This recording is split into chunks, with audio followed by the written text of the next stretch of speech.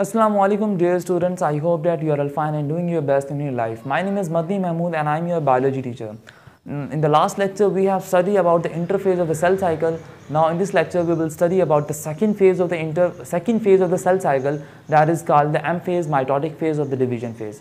Before studying the M phase in a detailed mode, we should know about the definition of the M phase. What is basically the M phase? M phase is basically the process in which the one parent cell divides into the two daughter cells with the same number of the chromosome. It's called the M phase or the mitotic phase. Means के वो process जिसमें एक parent cell दो daughter cells में convert हो जाता है, एक parent cell दो daughter cells में divide हो जाता है, and with the same number of the chromosome. जितने क्रोमोसोम्स हमारे पास पेरेंट सेल में होते हैं उतने ही क्रोमोसोम हमारे पास डॉटर सेल्स में होते हैं. So this is the process of the mitosis. अब हम ह्यूमंस की बात करते हैं क्योंकि हर स्पीशीज में नंबर ऑफ द क्रोमोसोम्स की तादाद क्या होती है, स्पेसिफिक होती है. अगर फर्स्ट करें ह्यूमन के हर सेल में 46 क्रोमोसोम होते हैं. अगर पेरेंट सेल में भी 46 क्रोमोसोम हो और डॉटर सेल ये डिवाइड होकर दो डॉटर सेल्स में कन्वर्ट हो जाए और डॉटर सेल्स में भी 46 क्रोमोसोम हो, तो this is the process is called the mitosis और the M phase. And what is the name of the scientist who firstly discovered the process of the mitosis is basically the German biologist Walter Fleming in 1880s में हमारे पास इस process को discover किया था. Then after that there is a blue block just on this page, मतलब इसके page के side पर हमारे पास येलो ब्लॉक दिया हुआ है, ब्लू ब्लॉक दिया हुआ है जिसमें सोमैटिक सेल और हमारे पास जर्म लाइन सेल में डिफरेंस बताया हुआ है. What are the basically the somatic cells? Somatic cells हमारे पास वो सेल्स होते हैं जो कि हमारे बॉडी के सेल्स बनाते हैं, मतलब डिवीजन करते हैं और हमारी बॉडी बनाते हैं, बॉडी के सेल्स बनाते हैं बेसिकली तौर पर. And the germ line cells are basically दो cells which form our gametes, जो कि बेसिकली तौर पर होते डिप्लाइड हैं but they undergoes the division लेकर आते हैं और हमारे गैमेट्स बनाते हैं, male gamete and female gamete. Males में हमारे पास ये स्पर्म्स बनाते हैं स्पर्मेटोजेनेसिस के थ्रू, एंड फीमेल्स के अंदर हमारे पास ये एग्स बनाते हैं ओजेनेसिस के थ्रू. तो सोमैटिक सेल और जर्म लाइन सेल में फर्स्ट डिफरेंस बताया. सोमैटिक सेल्स हमारे पास बॉडी के सेल्स बनाते हैं, जो गैमेट सेल्स हमारे पास जर्म लाइन सेल्स हमारे पास क्या बनाते हैं, गैमेट्स बनाते हैं. एग एंड स्पर्म्स की फॉर्मेशन में इन्वॉल्व होते हैं. जो सोमैटिक सेल्स होते हैं they undergoes the mitosis. Somatic cells सिर्फ माइटोसिस लेकर आते हैं और हमारे पास क्या करते हैं, बॉडी के सेल्स बनाते हैं. ये सोमैटिक सेल्स हमारे पास मियोसिस का प्रोसेस नहीं करते. जर्म लाइन सेल्स की बात करते हैं. जर्म लाइन सेल्स हमारे पास दे अंडरगोज द मियोसिस, ये मियोसिस लेकर आते हैं. सो मियोसिस के थ्रू हमारे पास ये क्या करते हैं, गैमेट्स की फॉर्मेशन करते हैं. But in the detail study when we discuss in a detail mood the germ line cells also in the males में अंडरगोज द माइटोसिस. ये माइटोसिस भी लेकर आते हैं but in the males not in the females. So आपने इसको ध्यान में रखना है, बट आपने उस डिटेल में नहीं जाना क्योंकि 9th क्लास के सिलेबस में आपने सिर्फ दो डिफरेंसेस लिखने हैं. सोमैटिक सेल्स हमारे पास बॉडी के सेल्स बनाते हैं और जर्म लाइन सेल्स हमारे पास गैमेट्स बनाते हैं. ये फर्स्ट डिफरेंस है. सेकंड डिफरेंस है कि हमारे पास somatic cells they undergoes the mitosis to form the body cells, and then germ line cells they undergoes the meiosis to form the gametes. So they are the two differences that you should must write when they come in the paper. So उसके बाद हम बात करते हैं एक और हमारे पास इसी माइटोसिस के नीचे एक और इम्पॉर्टेंट शॉर्ट क्वेश्चन आता है. क्वेश्चन ये कि why the process of the cell division in the eukaryotic cells is called the mitosis and why the process of the cell division in the prokaryotes is called the binary fission. So what is an answer of this question? Because the eukaryotic cells के पास हमारे पास ना eukaryotic cells होते हैं, उसके अंदर जब भी वो डिवीजन करता है तो हमारे पास उसके अंदर में स्पिंडल फाइबर्स की फॉर्मेशन होती है यूकैरियोटिक सेल में, and they have the prominent nucleus. उनके पास प्रोमिनेंट न्यूक्लियस होता है because they have the nuclear membrane around their nucleus. That's why the eukaryotic cells के अंदर जो सेल डिवीजन होती है उसको हम लोग माइटोसिस कहते हैं. बट प्रोकैरियोटिक सेल में हमारे पास जब सेल डिवीजन होती है तो हम उसको बाइनरी फिशन क्यों कहते हैं? प्रोकैरियोटिक सेल में जब सेल डिवीजन होती है तो हम उसको माइटोसिस क्यों नहीं कहते? Because the prokaryotic cells do not have the prominent nucleus. उनमें प्रोकैरियोटिक सेल्स में एक तो प्रोमिनेंट न्यूक्लियस नहीं होता. क्यों? क्योंकि उनके न्यूक्लियस की न्यूक्लियर मेम्ब्रेन नहीं होती. सेकेंडली हमारे पास जो प्रोकैरियोटिक सेल होता है उसके अंदर स्पिंडल फाइबर्स की फॉर्मेशन नहीं होती है. सो ये दो रीजंस हैं जिसकी वजह से हम लोग प्रोकैरियोटिक सेल में जो सेल डिवीजन होती है उसको हम लोग माइटोसिस नहीं कहते बल्कि क्या कहते हैं, हम इसको बाइनरी फिशन कहते हैं. तो आपने इन दो पॉइंट्स को ध्यान में रखना है. The first point is because the prokaryotic cells do not have the prominent nucleus as they don't have the nuclear membrane around their nucleus. And the second thing, the prokaryotic cells do not undergo the formation of the spindle fibers during the cell division. That's why the division in the prokaryotic cells is called the binary fission. So these are the two differences, two reasons due to which the cell division in the prokaryotic cell is called the binary fission, not the mitosis. Then after that, we discuss the process of the mitosis in a detailed mood. Karyokinesis, हमने mitosis के process को basically तौर पर दो steps में divide किया है। एक हमारे पास होता है कैरियोकाइनेसिस, दूसरा हमारे पास होता है साइटोकाइनेसिस। माइटोसिस के प्रोसेस को कैरियोकाइनेसिस और साइटोकाइनेसिस में डिवाइड किया। अब आपको पता है जब भी कोई सेल डिवाइड होता है तो उसकी दो चीजें डिवाइड होती हैं बेसिकली तौर पर। एक तो उसका हमारे पास न्यूक्लियस भी डिवाइड होता है और दूसरा हमारे पास उसका साइटोप्लाज्म भी डिवाइड होता है। अब जस्ट इमेजिन करें हमारे पास ये एक सेल है, दिस इज द सेल, और ये हमारे पास क्या है, न्यूक्लियस है। जब इस न्यूक्लियस की डिवीजन होगी, न्यूक्लियस एक से दो में कन्वर्ट हो जाएंगे, तो the division of the nucleus is called the karyokinesis and the division of the cytoplasm. जब दो न्यूक्लियस बन गए हैं फिर हमारे पास इन दोनों के साइटोप्लाज्म को भी हमने सेपरेट करना है, अलग करना है। इसका अलग साइटोप्लाज्म होगा, इसका अलग साइटोप्लाज्म होगा, क्योंकि हमने दोनों को दो डॉटर सेल्स में कन्वर्ट करना है। सो प्रोसेस क्या हो गया हमारे पास, मैंने बात की माइटोसिस के प्रोसेस को हमने कैरियोकाइनेसिस और साइटोकाइनेसिस में डिवीजन की है। The karyokinesis is the division of the nucleus and the cytokinesis is the division of the cytoplasm, is called the cytokinesis. I think आपको समझ आया होगा। अब उसके बाद हम लोग कैरियोकाइनेसिस को डिटेल से पढ़ते हैं कि कैरियोकाइनेसिस का प्रोसेस क्या है, क्या कुछ इसमें मौजूद है।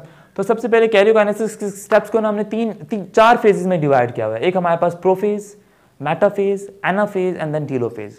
सो फर्स्ट ऑफ ऑल हम लोग आज प्रोफेज के बारे में डिटेल से बात करेंगे इस लेक्चर में कि प्रोफेज में कौन कौन सी चेंजेस टेक प्लेस होती हैं during the karyokinesis. So just started. So मैं इस डायग्रामेटिकली तौर पर आपको बताऊंगा कि हमारे पास इस डायग्राम्स को एक्सप्लेन करूंगा, फिर थ्योरेटिकली आपको बताता जाऊंगा कि कौन कौन सी बेसिकली तौर पर चेंजेस टेक प्लेस होती हैं during the prophase of the karyokinesis of the mitosis. So हम लोग ये जो डिवीजन कर रहे हैं, मैं ह्यूमन सेल्स की बात कर रहे हैं बेसिकली तौर पर, क्योंकि उसमें 46 क्रोमोसोम्स होते हैं। तो हम लोग 46 क्रोमोसोम्स, हर स्पीशीज में एक स्पेसिफिक नंबर ऑफ क्रोमोसोम होते हैं, तो हम ह्यूमन सेल की बात कर रहे हैं कि किस तरह से उसमें डिवीजन टेक प्लेस होती है। सो फर्स्ट ऑफ ऑल मैं बात करूंगा हमारे पास जो सेल साइकिल के इनिशियल फेज होता है जिसको हम लोग इंटरफेज कहते हैं। ये वाली स्टेज आपको नजर आ रही है, ये हमारे पास एक इंटरफेज स्टेज है। इस इंटरफेज स्टेज में आपको अब मैं इसको एक्सप्लेन करता हूँ आपको। ये आपके पास जो रेड कलर का नजर आ रहा है, ये सारा हमारे पास क्या है, ये न्यूक्लियस है, और ये न्यूक्लियस के गिर्द ये जो रेड कलर की मैंने बनाई हुई है, ये हमारे पास क्या है, न्यूक्लियर मेम्ब्रेन है। अब न्यूक्लियस के अंदर आपको ये डार्क स्पॉट नजर आ रहा है जो कि हमारे पास न्यूक्लियस है। आपने चैप्टर नंबर 4 में पढ़ा होगा, जो nucleus is the factory of the ribosomes, ribosomes की सिंथेसिस में इन्वॉल्व होता है। देन हमारे पास आपको ये जो ग्रीन कलर का नजर आ रहा है, that is called the genetic material. ये जेनेटिक मटेरियल है, इसके अंदर जीन्स हैं। अब सेल इंटरफेस स्टेज में मौजूद है यहाँ पे, ये मैंने इसकी इंटरफेस स्टेज बता रहा हूँ। इंटरफेस स्टेज में जो हमारे पास जेनेटिक मटेरियल होगा उसको हम लोग क्रोमैटिन कहते हैं। क्रोमैटिन क्या होता है, chromatin is basically the loose thread like structures, पतले धागों की तरह के जो स्ट्रक्चर्स होते हैं हमारे पास इंटरफेस की स्टेज में, जो जेनेटिक मटेरियल होता है ना इंटरफेस की स्टेज में, they are present in the form of the loose thread like structures and they are invisible, so that is called the chromatin. हम लोग इंटरफेस की स्टेज में जेनेटिक मटेरियल को क्रोमैटिन कहते हैं, सही है। अब मैं क्रोमैटिन और क्रोमोसोम में भी आगे जाके डिफरेंस बताऊंगा कि क्या डिफरेंस होता है दोनों में। सो फिलहाल आपने इसको देखना है। उसके बाद मैंने बात की हमारे पास ये जो न्यूक्लियस, ये सारा साइटोप्लाज्म है, और साइटोप्लाज्म में मैंने कुछ ऑर्गेनेल्स बनाई है, माइटोकॉन्ड्रिया, ये हमारे पास एंडोप्लाज्मिक रेटिकुलम है। देन आफ्टर दैट हमारे पास ये जो आपको बाहर वाली मेम्ब्रेन नजर आ रही है, ये जिसने साइटोप्लाज्म की कवरिंग की हुई है, that is called the plasma membrane, इसको प्लाज्मा मेम्ब्रेन कहते हैं। और हमारे पास इंटरफेस में आपको होता है सेंट्रियोल्स की डुप्लीकेशन हो जाती है, तो हमारे पास यहाँ पे 4 सेंट्रियोल्स मौजूद हैं और 2 सेंट्रियोल्स को कलेक्टिवली तौर पर हम सेंट्रोसोम कहते हैं। तो हमारे पास 2 सेंट्रोसोम मौजूद हैं, 4 सेंट्रियोल्स हैं, क्योंकि सेंट्रियोल्स की डुप्लीकेशन हो चुकी है तो मैंने यहाँ पे 4 बनाए हैं, and they are present just near the nuclear membrane. Then there is the mitochondria and then is the rough endoplasmic reticulum. So हमारे पास ये होल हमारे पास स्ट्रक्चर्स है बेसिकली तौर पर। इंटरफेस स्टेज में हमारे पास एक सेल स्टेज में मौजूद होता है, और हर चीज़ की यहाँ पे डबलिंग हो चुकी है, ये ध्यान में रखना, यहाँ पे हर चीज़ डबल हो चुकी है। मैंने लास्ट लेक्चर में भी एक्सप्लेन किया था। Interface is the preparatory phase होता है जिसमें हर चीज़ की डबलिंग की जा रही होती है, क्योंकि हमने आगे जाके एम फेज में एक सेल को 2 में डिवाइड कर देना है, तो दोनों जगह पे दोनों सेल्स में मटेरियल हमें इक्वली तौर पर डिवाइड करने पड़ते हैं। अब ये प्रोफेज की स्टेज बता दी। अब मैंने इंटरफेस की स्टेज बता दी है सारी। इंटरफेस में अब सेल इस कंडीशन में मौजूद है। अब हम प्रोफेज में एंटर होते हैं। ये इंटरफेस की स्टेज, अब हम प्रोफेज में एंटर होते हैं कि प्रोफेज में कौन कौन सी चेंजेस टेक प्लेस होती हैं। अब देखें प्रोफेज में कौन कौन सी चेंजेस टेक प्लेस होती हैं।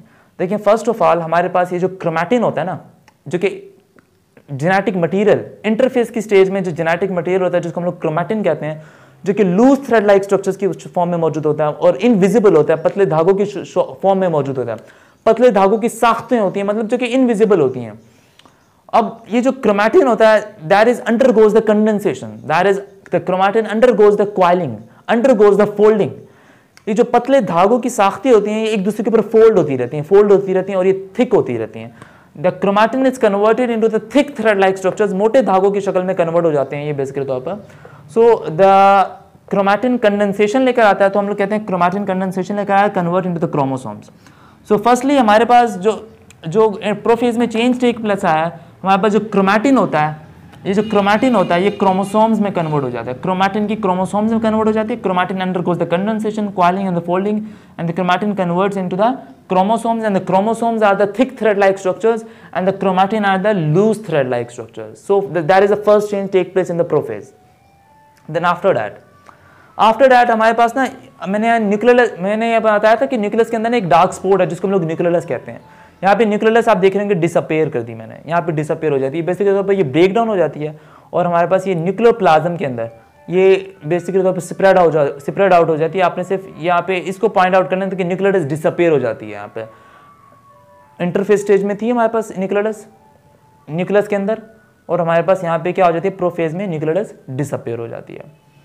एक तो ये 2 पॉइंट हो गए। फिर दूसरा पॉइंट मैंने यहाँ पे बता दिया कि न्यूक्लियस हमारे पास डिसअपेयर हो गई, ये वाला पॉइंट भी मैंने बता दिया।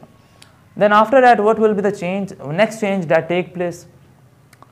अब हमारे पास क्रोमैटिन क्रोमोसोम्स में कन्वर्ट हो चुके हैं, न्यूक्लियस डिसअपेयर हो चुका है। उसके बाद क्या होता है, हमारे पास आपको पता है सेंट्रियोल्स की डुप्लीकेशन हो चुकी है, अब हमारे पास ना सेल्स के साइटोप्लाज्म में जो हमारे पास ये सेल है, इस सेल के साइटोप्लाज्म में ना प्रोटीन्स होती हैं, उन प्रोटीन्स को हम लोग कहते हैं ट्यूबुलिन प्रोटीन्स।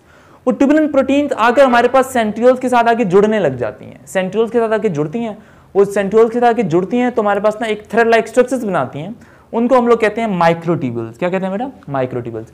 जब बहुत सारे माइक्रोट्यूबुल्स आपस में मिल जाते हैं तो हमारे पास वो एक स्पिंडल फाइबर बनाती है। तो मैंने यहाँ पे बनाया हुआ, देखें हमारे पास यहाँ पे बहुत सारी ट्यूबुलिन प्रोटीन्स होती थी, ट्यूबुलिन प्रोटीन्स आपस में मिलती हैं तो हमारे पास ना ट्यूबुलिन प्रोटीन्स जब आपस में मिलती हैं तो हमारे पास माइक्रोट्यूबुल्स बनाती हैं। जब माइक्रोट्यूबुल्स आपस में मिलते हैं तो हमारे पास स्पिंडल फाइबर्स बनते हैं। ये स्पिंडल फाइबर्स सारे के सारे सेंट्रियोल्स से ओरिजिनेट होते हैं। अब देखें एक सेंट्रियोल आपको यहाँ पे नजर आ रहा होगा, एक सेंट्रियोल यहाँ पे ओरिजिनेट यहाँ नजर आ रहा होगा, इनसे ये थ्रेड लाइक स्ट्रक्चर्स निकले हुए हैं। ये थ्रेड लाइक स्ट्रक्चर हमारे पास स्पिंडल फाइबर्स कहलाते हैं। ये स्पिंडल फाइबर्स माइक्रोट्यूबुल्स से मिलकर बनते हैं और माइक्रोट्यूबुल्स ट्यूबुलिन प्रोटीन से मिलकर बनती है। ट्यूबुलिन प्रोटीन कहाँ पे होती है हमारे पास, ये साइटोप्लाज्म में मौजूद होती है। और मैंने बात की थी ये जो ट्यूबुलिन प्रोटीन कौन सी प्रोटीन है, हमने G2 फेज में बात की थी। G2 फेज में ये ट्यूबुलिन प्रोटीन सिंथेसाइज हो जाती थी जो कि क्रोमोसोम जो कि स्पिंडल फाइबर्स की फॉर्मेशन के लिए नेसेसरी थी। हमने ये हमने लास्ट लेक्चर में ये डिस्कस किया था, आई थिंक आपको समझ आ गया होगा। तो यहाँ पर हमारे पास एक तो ये वाला चेंज टेक प्लेस आया कि स्पिंडल फाइबर्स की फॉर्मेशन हुई है। देन आफ्टर दैट अब मैं एक तो ये भी प्रोफेज वाली स्टेज है जो हमने चेंजेस किया। अब यहाँ पर आ जाएं, यहाँ पर इस वाली डायग्राम पर आ जाएं तो मैंने इस डायग्राम में कौन कौन सी चेंजेस बताई। मैंने बात की जो क्रोमैटिन था वो क्रोमोसोम में कन्वर्ट हो गया, न्यूक्लियस डिसअपेयर हो गया और हमारे पास स्पिंडल फाइबर्स की फॉर्मेशन हो गई है, ठीक है। उसके बाद क्या होता है, उसके बाद हमारे पास जो न्यूक्लियर मेम्ब्रेन होती है, आपको न्यूक्लियस के गिर्द ये न्यूक्लियर मेम्ब्रेन नजर आ रही होगी, ये न्यूक्लियर मेम्ब्रेन भी क्या हो जाती है, डिसअपेयर हो जाती है। बेसिकली तौर पर ये ब्रेक डाउन हो जाती है और साइटोप्लाज्म में डिस्पर्स हो जाती है। सो हमारे पास यहाँ पे न्यूक्लियर मेम्ब्रेन भी क्या हो गई, डिस्पर्स हो गई। और दोनों के दोनों जो सेंट्रियोल्स थे, ये सेंट्रियोल्स पहले ये फुली ऑपोजिट पोल की तरफ नहीं गए थे, लेकिन हमारे पास फिर ये प्रोफेज में ही हमारे पास ना ये दोनों एक ही स्टेजेस है, लेकिन मैंने इसको थोड़ा एक्सप्लेन करने के लिए 2 डायग्राम्स बना दिए हैं। अब यहाँ पे देखेंगे ये जो सेंट्रियोल्स थे जो ब्लैक कलर के थे, तो एक सेंट्रियोल दोनों की दोनों ऑपोजिट पोल की तरफ आ जाते हैं, ऑपोजिट पोल की तरफ आ जाते हैं, एक यहाँ आ जाता है और एक यहाँ आ जाता है। अब मैं यहाँ पे कुछ बताना चाहता हूँ। मैंने बात की थी इन सेंट्रियोल से जो स्पिंडल फाइबर्स निकल रहे हैं, ये स्पिंडल फाइबर्स किससे मिलकर बनते हैं, ट्यूबुलिन स्पिंडल फाइबर्स मिलकर बनते हैं माइक्रोट्यूबुल्स से, और माइक्रोट्यूबुल्स किससे मिलकर बनती है हमारे पास, ट्यूबुलिन प्रोटीन से, सही है। अब ये एक स्पिंडल फाइबर है, इन स्पिंडल फाइबर्स का जो मुकम्मल सेट है ना, the whole set of the spindle fibre that is called the mitotic spindle. इसको हम लोग क्या कहते हैं बेटा, माइटोटिक स्पिंडल कहते हैं। स्पिंडल फाइबर्स के कंप्लीट सेट को हम लोग माइटोटिक स्पिंडल कहते हैं, माइटोटिक स्पिंडल कहते हैं। आई थिंक आपको ये वाली बात समझ आ गई होगी। Then after that what will be the change, what is the next change that take place is basically the next change हमारे पास जिसमें टेक प्लेस हो रहा है वो कौन सा चेंज है हमारे पास, उसमें मैंने आपको बताया कि हमारे पास स्पिंडल फाइबर्स की फॉर्मेशन हो गई है। अब यहाँ पर ना मेरी बात सुनेंगे, हमारे पास यहाँ पे स्पिंडल फाइबर है। अब ये आपको पता है ये हमारे पास क्या होते हैं, ये क्रोमोसोम होता है और क्रोमोसोम्स की डुप्लीकेशन हो चुकी है। हर क्रोमोसोम हमारे पास 2 क्रोमैटिड पर मुश्तमिल होता है और दरमियान में जो सेंटर पॉइंट है, ये जो सेंटर वाला पॉइंट है जिसकी मदद से दोनों क्रोमैटिड्स आपस में जुड़े हुए हैं, इसको हम लोग कहते हैं सेंट्रोमेयर। क्या कहते हैं बेटा, सेंट्रोमेयर। अब सेंट्रोमेयर के अंदर ना एक प्रोटीन होती है जिसको हम लोग कहते हैं काइनेटोकोर प्रोटीन। क्या कहते हैं बेटा, काइनेटोकोर प्रोटीन। ये काइनेटोकोर प्रोटीन वो पॉइंट है, मैंने बात की क्रोमोसोम है, क्रोमोसोम 2 क्रोमैटिड पर मुश्तमिल है क्योंकि एस फेज में क्रोमोसोम की डुप्लीकेशन हो चुकी है, और दोनों क्रोमैटिड्स आपस में जुड़े हुए किस्म की मदद से हैं, सेंट्रोमेयर की मदद से। सेंट्रोमेयर के अंदर एक प्रोटीन होती है जिसको हम लोग कहते हैं काइनेटोकोप्रोटीन। उस काइनेटोकोप्रोटीन के साथ जाकर ना हमारे पास स्पिंडल फाइबर जाके अटैच होते हैं। अब देखेंगे ये वाला स्पिंडल फाइबर जाके, ये जो ब्लैक वाला पॉइंट बनाया हुआ है, ये सेंट्रोमेयर है। स्पिंडल फाइबर जाता होगा, इस सेंट्रोमेयर के साथ जुड़ता होगा। सेंट्रोमेयर के अंदर कौन सी प्रोटीन के साथ जाके अटैच होता होगा? ये काइनेटोकोप्रोटीन के साथ जाके अटैच होता है। तो ये भी हमारे पास जाके हमारे पास काइनेटोकोप्रोटीन के साथ जाके अटैच हो रहा है। अब यहाँ पे आप देख रहे होंगे कुछ स्पिंडल फाइबर्स हैं जो कि काइनेटोकोप्रोटीन के साथ जाके अटैच हो रहे हैं, और कुछ स्पिंडल फाइबर्स हैं जो कि आपस में अटैच हो रहे हैं। आपस में भी कुछ स्पिंडल फाइबर्स हमारे पास क्या हो रहे हैं बेटा? अटैच हो रहे हैं। तो दो spindle fibres that attach with the kinetochore, with the kinetochore of the chromosome, with the kinetochore of the centromere is called the kinetochore spindle fibers। Means कि वो स्पिंडल फाइबर जो कि काइनेटोकोर के साथ जाके अटैच होते हैं उनको हम लोग काइनेटोकोर स्पिंडल फाइबर्स कहते हैं। अब वो स्पिंडल फाइबर्स जो कि हमारे पास काइनेटोकोर के साथ जाके अटैच नहीं हो रहे, क्रोमोसोम के साथ जाके अटैच नहीं हो रहे, बल्कि आपस में अटैच हो रहे हैं, दो spindle fibres are called the non kinetochore spindle fibres. उनको हम लोग क्या कहते हैं बेसिकली तौर पर? नॉन काइनेटोकोर स्पिंडल फाइबर्स कहते हैं। तो ये वाली सारी चेंजेस थी जो कि हमारे पास ना बेसिकली तौर पर प्रो फेज में चेंज टेक प्लेस हो रही थी। तो मैं गो थ्रू कर देता हूँ। तो मैंने सबसे पहले यहाँ पे क्या बताया था, एक इंटरफेस की स्टेज को मैं गो थ्रू कर देता हूँ कि कौन कौन सी चेंजेस टेक प्लेस होती हैं जो आपको क्लियरली नजर भी आ रही होंगी। ये हमारे पास इंटरफेस की स्टेज है। इंटरफेस की स्टेज में हर चीज़ की डबलिंग हो चुकी है, प्रिपरेटिव फेज है। अब हमने एक सेल को दो में डिवाइड करना है, जो जितना भी डबल मटेरियल मौजूद है उसको दो सेल्स में हमने डिवाइड करना है। तो ये कैरियोकाइनेसिस सबसे पहले टेक प्लेस होगा। कैरियोकाइनेसिस का फर्स्ट फेज हमारे पास प्रोफेज था। सो प्रोफेज में क्या हुआ हमारे पास? सबसे पहले मैंने बात की, हमारे पास जो क्रोमैटिन था वो कंडेंसेशन लेकर आया, वो क्रोमोसोम्स में कन्वर्ट हो गया। देन आफ्टर दैट हमारे पास जो न्यूक्लियस था वो भी डिसअपियर हो गया। देन आफ्टर दैट हमारे पास क्या हुआ, जो सेंट्रियोल्स थे, सेंट्रियोल्स ने हमारे पास स्पिंडल फाइबर्स की फॉर्मेशन की है, और स्पिंडल फाइबर्स हमारे पास माइक्रोट्यूब्यूल से मिलकर बनते हैं, माइक्रोट्यूब्यूल्स हमारे पास ट्यूबुलेंट प्रोटीन से मिलकर बनते हैं। देन आफ्टर दैट हमारे पास दोनों सेंट्रियोल्स ऑपोजिट पोल की तरफ मूव कर जाते हैं, सेल मेम्ब्रेन के करीब आ जाते हैं, और हमारे पास जो न्यूक्लियस होता है, और सॉरी यहाँ पर जो वो स्पिंडल फाइबर्स जो कि हमारे पास ना काइनेटोकोर के साथ जाके अटैच होते हैं, काइनेटोकोर प्रोटीन के साथ जाके अटैच होते हैं, और काइनेटोकोर प्रोटीन सेंट्रोमेयर के अंदर वाला पॉइंट है। तो उन स्पिंडल फाइबर्स को हम लोग काइनेटोकोर स्पिंडल फाइबर्स कहते हैं, जो कि स्पिंडल फाइबर्स आपस में अटैच हो रहे हैं, उनको नॉन काइनेटोकोर स्पिंडल फाइबर्स कहते हैं। और फिर हमारे पास ये जो स्पिंडल फाइबर्स का एक कंप्लीट सेट है, the complete set of the spindle fibre that is called the mitotic spindle. I hope that ये होल लेक्चर आपको समझ आया होगा। अगर इस लेक्चर में आपको कोई भी मिसकंसेप्शन है, कोई भी क्वेश्चन है, then you can ask me in the comment section as well. और डिस्क्रिप्शन में मैंने अपने व्हाट्सएप का लिंक दिया हुआ है, अगर आपको उस कोई भी क्वेश्चन हो आप वो उस डिस्क्रिप्शन में जाकर उस लिंक के थ्रू मेरा व्हाट्सएप का ग्रुप लिंक ज्वाइन कर सकते हैं। और उस वहाँ पर भी अगर आपको कोई भी बायोलॉजी से रिलेटेड कोई भी क्वेश्चन हो या इस टॉपिक से रिलेटेड कोई क्वेश्चन हो तो वहाँ पर भी आप मुझसे पूछ सकते हैं, अदरवाइज कमेंट सेक्शन में भी पूछ सकते हैं। Thank you so much.